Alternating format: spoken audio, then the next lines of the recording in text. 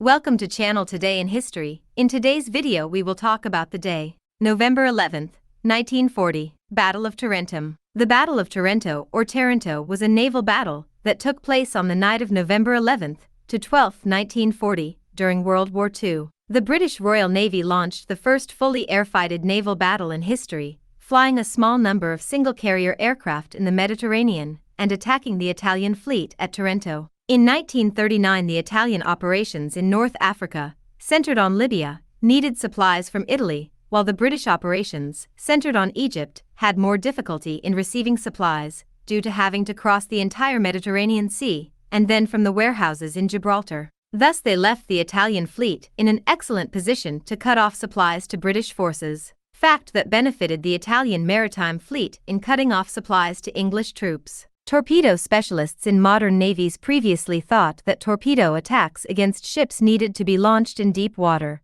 at least 30 meters deep. Tarentum had a depth of only 12 meters. However, the British Royal Navy had used modified torpedoes and had also launched them at a very low altitude, almost close to the water level. This aspect of the attack served as a very important factor in planning the Japanese attack on Pearl Harbor, so Japanese experts and officials studied the attack extensively. On November 11, 1940, the aircraft carrier HMS Illustrious, using swordfish biplanes, carried out an attack on the Italian port of Tarentum. Operation Trial, as it was called, became the first airstrike launched from an aircraft carrier in world history. To protect its main weapons, Italy contained its ships safely in port, in the lurch of British operations in the Mediterranean. The port of Tarentum, divided into two different sections, Mare Piccolo and Mare Grande, had 6 Italian battleships, 7 heavy cruisers and 2 light cruisers and 8 destroyers. The British, knowing the possibility of an attack on their supply line,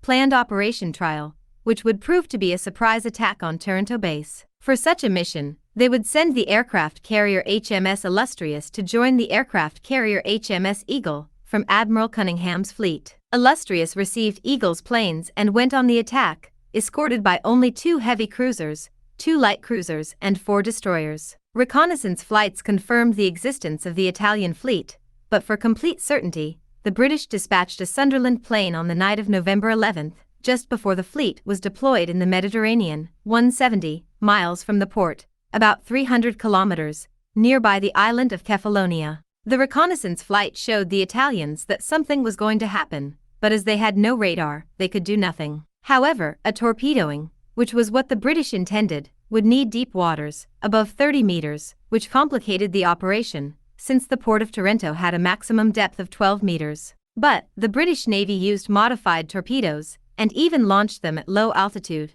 almost at the waterline. The first group of 12 swordfish armed with torpedoes departed the Illustrious shortly after 9 p.m., followed by another group of 9 aircraft an hour later. The first group approached the port at 10:58 p.m., and split into 2 groups, one attacking ships in the port closest to the bay's exit, Mare Grande, and the other group flying over the city to attack the inner harbor of the bay, Mare Piccolo. The second group attacked from the northwest over the city an hour later. During the attacks, the battleship Littorio was hit by 3 torpedoes, while the Conte di Cavour and Caio Duilio were hit by 1 torpedo each. A cruiser in Mare Piccolo was damaged by bombing. Despite the flares thrown by the planes to see the targets in the dark, a fact that improved the visibility of the Italian gunners, only 2 swordfish were shot down. The Italian fleet was almost completely destroyed, and the next day, the unscathed ships were moved to a northern port. The Littorio was repaired in 4 months, and the Caio Duilio in 6 months, but the Conte di Cavour needed major repairs,